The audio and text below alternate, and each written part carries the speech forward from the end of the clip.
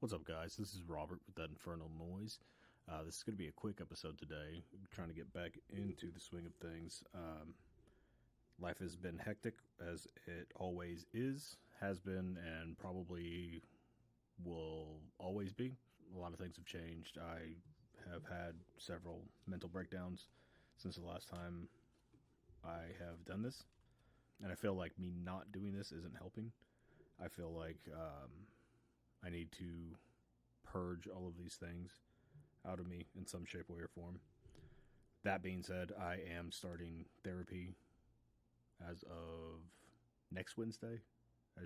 I'm recording this on the 2nd, and I start therapy on the 12th for the first time in my life. I mean, I think there was, I know there was certain things before whenever I was younger, but I don't really count that because I didn't know what it was for. I was taken essentially against my will. That's another story. But the main thing I just want to say in this is we have to take better care of ourselves. I know with the quarantine, pandemic, whatever, as it has been, it's been very stressful on everybody. Especially for those of us that are cooped up in the house. And I do consider myself fortunate that I've been able to work from home this entire time, over a year at this point. And I have been able to spend a lot of time with my kids, unlike a lot of other people. It's been great, actually. I feel that the positive that came out of all of this is I did get to know my kids better. And it's not that I didn't know them in the first place, obviously. I mean, if you know me at all, you know I have a pretty close relationship with my children, especially the older two, because obviously they're easier to talk to and I can communicate with them on an adult level as opposed to a child level. But even the younger two, you know, I've gotten to understand them and their psyches and what makes them tick a little bit more since we made the decision last year to keep them home as opposed to going into school. Whether or not that was the right decision remains to be seen.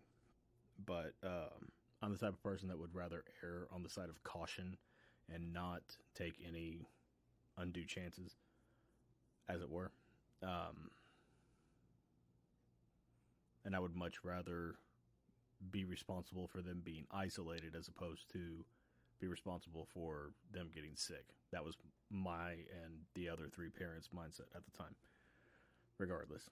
But the drawback of working from home, of being cooped up in the exact same house 24 hours a day, 7 days a week for over a year is, well, for me, I don't know about everybody else, but I personally, I've taken this time to reflect inwardly,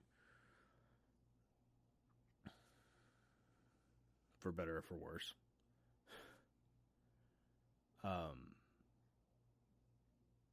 I did figure out a lot of things. There's certain things that I figured out about myself that I don't exactly like.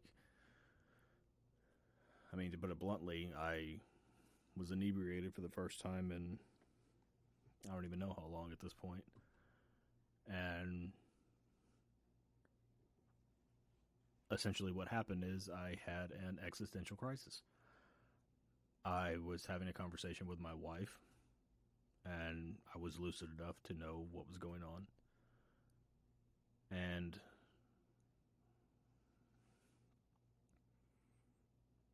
I don't remember the comment that I made, but it triggered a cascade of just every fucked up thing in my head, every single negative thought, and I realized I was putting up a front, and I was putting up these fake images of myself. I was putting on a show, essentially, and I was playing a character as opposed to just being myself. And I don't know when I started doing that. as terrifying as that is to say. I think I know, like, right about when, or it's possible, but I don't know. I have been a scared child since I was a scared child. I've always done things to try to gain acceptance and be the cool guy and, just a bunch of shit that I don't know if I needed to do. I don't know if I wanted to do it. I don't know. I don't know at this point, is what it boils down to. I have no idea. And in that existential crisis, I realized that I don't like myself in the slightest. I see very little upside to me as a person, looking from my perspective. I would like to think that other people don't hold me in that same regard, because if they did, Jesus Christ. But I have this insane ability to turn things that should be innocuous, things that should be taken as a compliment, into, oh, well, this person is saying that because they're supposed to say that in this moment. They don't actually feel that. They are doing this to placate me or to string me along or whatever. Insert whatever fucked up situation you can think of. And I have all of those in the span of, I don't know, an hour, something like that. I don't know what the triggers are. Sometimes I can figure it out, but more often than not, there's, again, something innocuous that happens, something that is flippant, not intending to do anything, not intending to be malicious, whatever, and something in my brain just clicks on. And it's not something good. I wish it was. I wish that it worked in the inverse, to where I would have a negative thought, and then all of the positives would click on and be like, no, you're great, you're this, you're that, and all this shit. But it doesn't work like that. Not for me, at least. I hope one day I can get better. I hope one day that I don't have to worry about apologizing to my wife because I lash out whenever I feel like I've been wronged or whatever situation pops into my head. I would like to grow as a person to where I don't have to hold on to the past. And for the most part, I do fairly well with that. I'm, without getting into too much, like, one of my best friends is my ex-wife. Do with that what you will. And that's not saying anything negative about her. It's not saying anything negative about me, although there's plenty of that. But that, to me, shows me that we both have the ability to not hold on to things and to truly do what's best and create the best situation, in this situation, for our mutual children. I've gotten into fights with her husband, and this is before they were even married, like fights, arguments, whatever. And I still consider him one of my best friends. Because we don't hold on to shit. Like, we did hold on to shit for a very long time and held it against each other for a very long time, until I don't even remember which argument or whatever it was, but I remember he and I had to come to Jesus, and it was just like, look, we can't keep doing this. Either we're going to throw hands and fucking figure this shit out, or we need to drop this shit and just be friends. Because if we're going to be friends, we need to be friends. If we're not going to be friends, we need to not be friends. And luckily, that situation worked out for our benefit. He and I are closer than we probably ever have been, and that's saying something, considering whenever we were kids.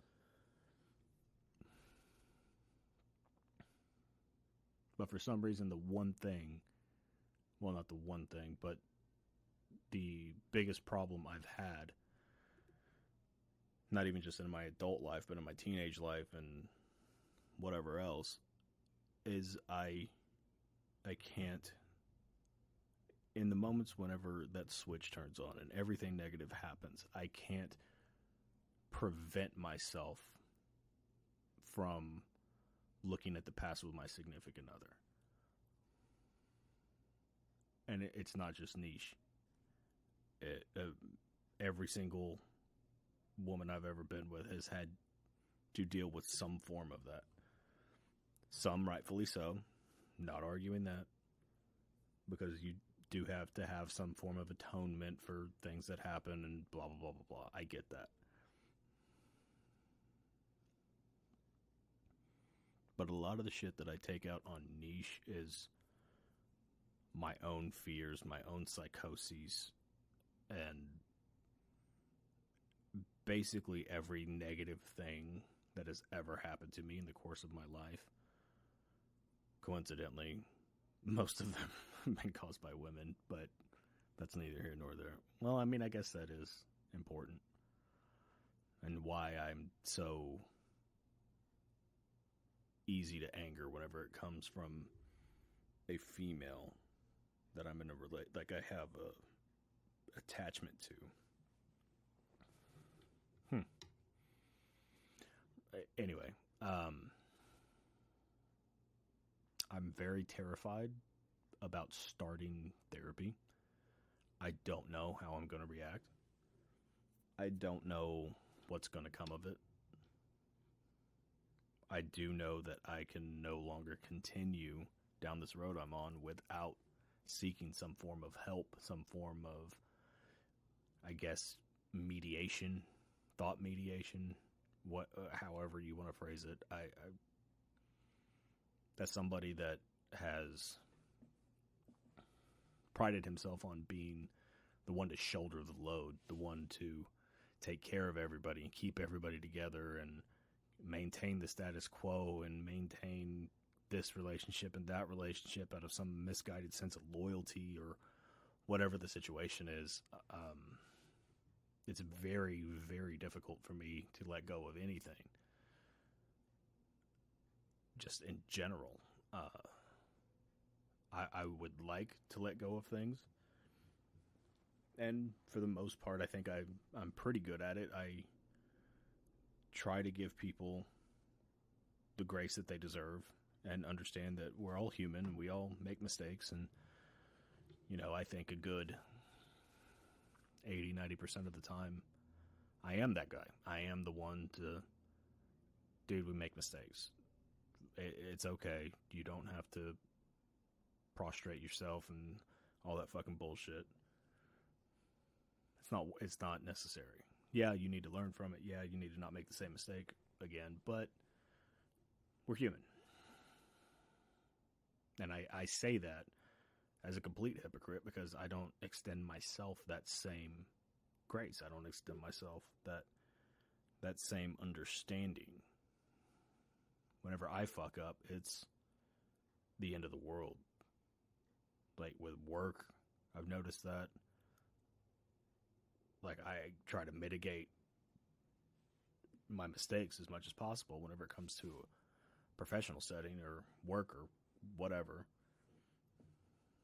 Just like with everything, but whenever I do make those mistakes, I automatically think, well, that's it. They're going to fire me. And through all of this, I've really had to take a look at that and why do I do that? I mean, yeah, you might screw up enough to where they do fire you. Duh, that can't happen. But why is that where my head automatically goes? Why is it that, oh, well, Niche and I are fighting.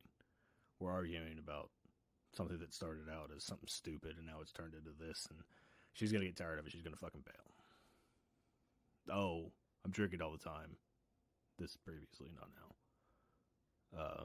She's going to get tired of my shit. She's going to bail.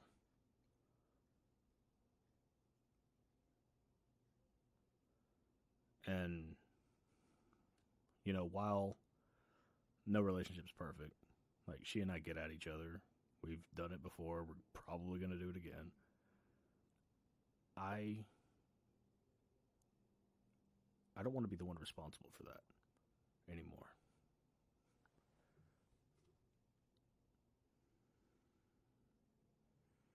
I don't want to be the one hurting her. I don't want to be the one to cause further trauma, I guess, is what it boils down to. I've had to carry her through some things, same way she's had to carry me, because as adults that grew up with severe abandonment issues, severe trust issues, as children, to grow up and become parents yourselves and quote unquote functioning adults, we don't always know how to deal with things. I mean, we listen to Chris Titus, and, you know, the people that have been through some shit know that whenever the shit's about to hit the fan, you step to the side of the fan. And that is true in most situations, but whenever it comes to navigating our emotions and understanding them and figuring out a way to let down the barriers and take down the walls and let people in and understand other people in an empathetic sense and understand ourselves in an empathetic sense, that's a completely foreign world to us. Because we never had an example of what that was in our childhood. We had the exact opposite. We had people that didn't deal with the situation, that bailed or were never there to begin with, or medicated themselves in whatever form or fashion instead of dealing with reality. And there's a million different stories that everybody has, not just ourselves, but our generation is quite possibly the most fucked up because of all that stuff. Because we, us 30-somethings, 40-somethings, we have enough presence of mind to know that there is something better. Like, we can be better as far as knowing that there's a problem and wanting to fix it and wanting to better ourselves and all that stuff. Just based on what I've known historically and based on what I've seen historically, we seem to be the most intelligent whenever it comes to that. So we're stuck between a rock and a hard place because we want to teach our children not to be as emotionally stunted as we are, and open and inviting and understanding people and themselves and being in touch with all that. But we have our parents' generation, in my case, my grandparents' generation, that we were raised by, that they don't even know where to begin with something like that. They knew hard work equals success. And while that's not necessarily untrue, that shouldn't necessarily be the thing that you impart to your children. You should teach them a work ethic by all means. Like, that's... Our children's generation is sorely lacking that, with a few shining examples, one of which being my son, and I couldn't be prouder. He's not entitled. None of my kids are entitled, which I thoroughly enjoy because that's the way we raised them. But we also raised them to be emotionally intelligent and to, if you have a problem, you need to talk about it and blah, blah, blah, blah, blah. Whenever we were growing up, that exact opposite was true. All you did was work hard, nose to the grindstone, hustle it out, and everything will be fine. Never addressing, oh, well, you're going to feel like this. Oh, this is going to get you down, whatever. Never addressing any of that. And if as a male, you show any kind of emotion, even as a child, a small child, it's suck it up, pussy. Quit being a baby. Quit being a bitch. Stop crying. Blah, blah, blah, blah, blah. And while that is necessary in some situations, 100%. If you don't get your way and you start pitching a fit, yeah, you need to suck that the fuck up. But if there's some pain that you're dealing with, and as a child you cry, why are we telling kids that they need to suck it up and stop being a bitch? They don't know how to figure out what is actually wrong with them. They know this thing happened and I hurt and I can't figure out what to do about it. I can't figure out how to process this. So it turns into a visceral emotional response, i.e. crying. And that's a bad thing for some reason. I know I was told that as a kid. I was also told children are supposed to be seen and not heard. Which, I mean, in some situations, again, yeah, that's what's supposed to happen. Sometimes you need to sit there, shut the fuck up, and take in everything because that's how you're going to learn. Some of my biggest learning moments in my life are just sitting in a garage with my grandfather and his brother-in-law and one of their nephews. And it wasn't anything. It was 3 guys sitting around shooting the shit, talking all kinds of crazy shit, laughing, cutting up, doing all of that, playing pool. That's all it was. So I do understand that. But the problem with children are supposed to be seen and not heard is that correlates to everything. It turns into, well, okay, I need to not talk. Whenever I'm around adults, I don't say anything. I don't express myself. I don't have an opinion. It turns into all of that. Whether or not anybody realizes it, that's what it turns into. And I'm not above telling my kids to sit down and shut the fuck up. I'm not above that at all. Because sometimes daddy needs quiet. Sometimes mom needs quiet. Sometimes we need to be able to hear our own thoughts so we can figure out what we're doing. But overall, my children know that if they have a problem, if they have an issue, there's 4 of us that they can go to at any given moment and say, I need to talk about this. And most of the time, it's not even, I need to talk about this. I mean, there's been so many times, especially with Chris and Kaylee, again, because they're older, they just come in here whenever we're about to tell them to go to bed or whatever, and they'll just sit down on the bed and just start yapping. And I'm not saying it in a negative way whatsoever. Some of it is innocuous stuff. Some of it's just us cutting up, talking, whatever. Some of it's serious stuff. I'm like, well, I had to deal with this at work in Chris's case. Or, oh, my teacher's doing this in Kaylee's case. Or friends are saying this, that, and the other, and they're having to deal with it, or whatever. Just whatever. They have that safety net. They have that understanding where they know that they could just walk into our room and just unload. And anything that's bothering them, anything that they feel like they need to talk about, want to talk about, whatever, it's all on the table. Whatever you need to say, go ahead and say it. And a lot of our generation never had that. Never had anything remotely close to that. It was more of, okay, well, you're just a stupid kid. You don't know what you're talking about. Just wait. Blah, blah, blah, blah, blah. And, again, I do some of that to the kids because I want them to gain perspective and be like, I understand that you think this is very serious right now, like whenever they've gone through breakups or whatever. But ultimately, it's whenever you look back on your life, you're not going to remember this. Some things you will. And we've had that conversation with them too. But I digress. I think that not having those relationships as a child has emotionally stunted me whenever it comes to understanding myself.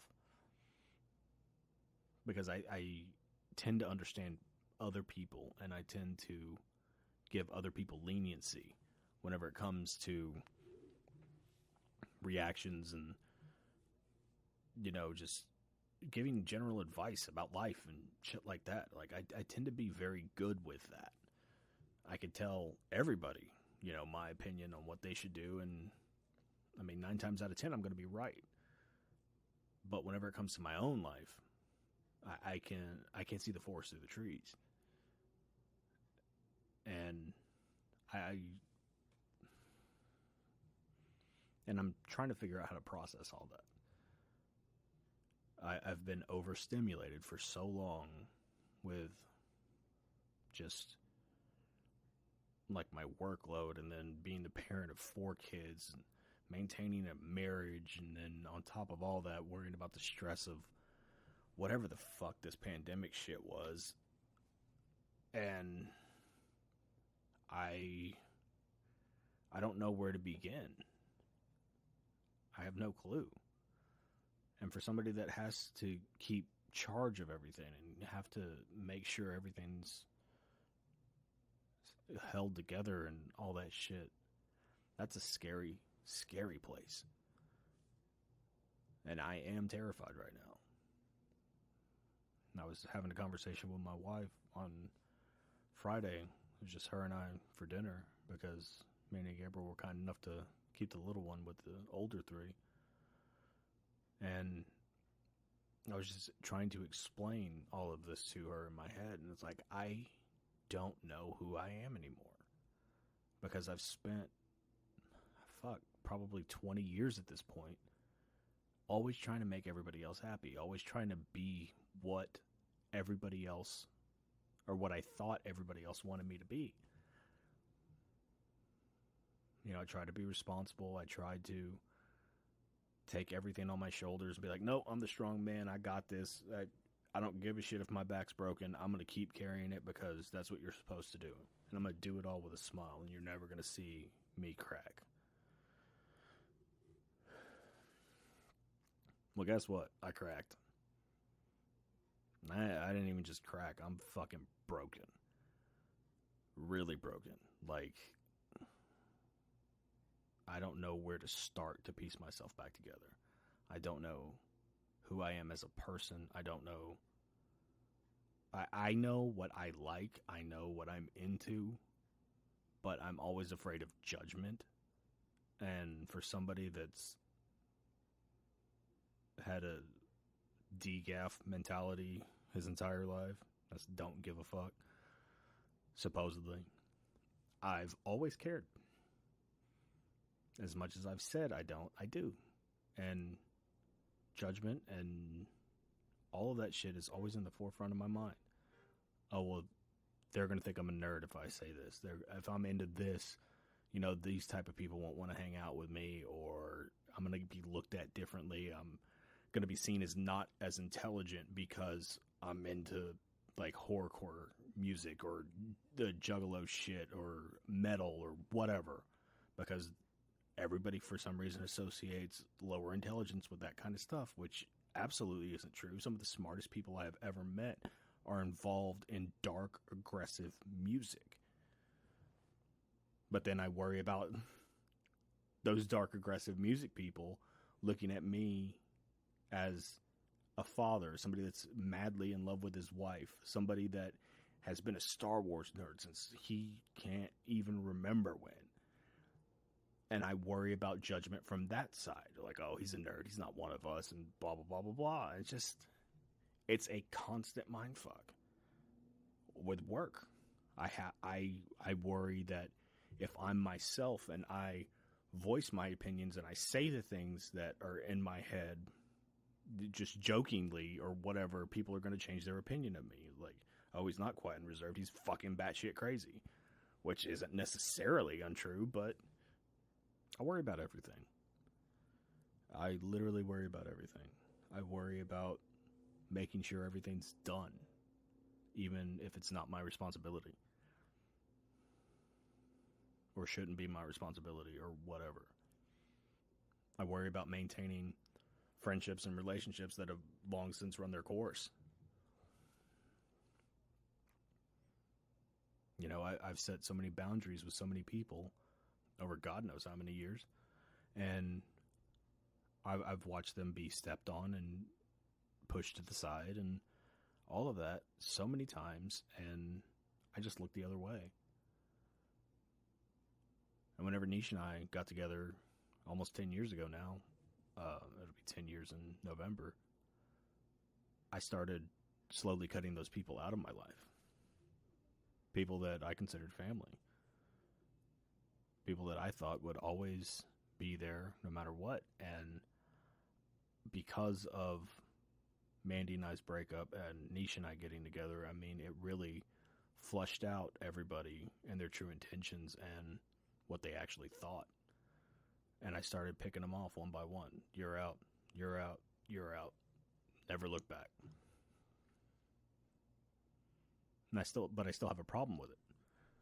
Whenever people that I've known for way too long, family included, continue doing things that I don't agree with, I tend to look the other way, and I'm not doing that anymore. I can't do that with anything, because I've done it with myself too. And if I'm being fair to me, and most importantly to Nish, I have to change. I can't have the same toxic behavior. I can't allow the same toxic behavior. I can't do any of it. I got to get better. And that's my goal for the rest of the year. It's the beginning of May 2nd to be exact, as I'm recording this.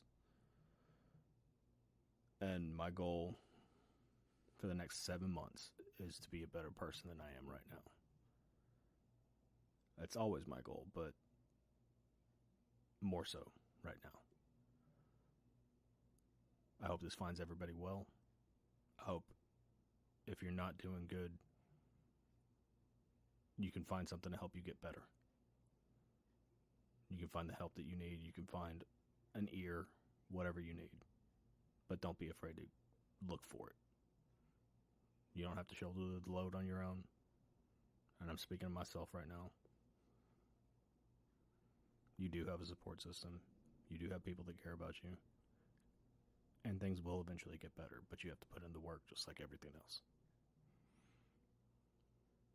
So everybody, if you're listening to this, be nice to each other. But most importantly, be nice to yourselves. See y'all later.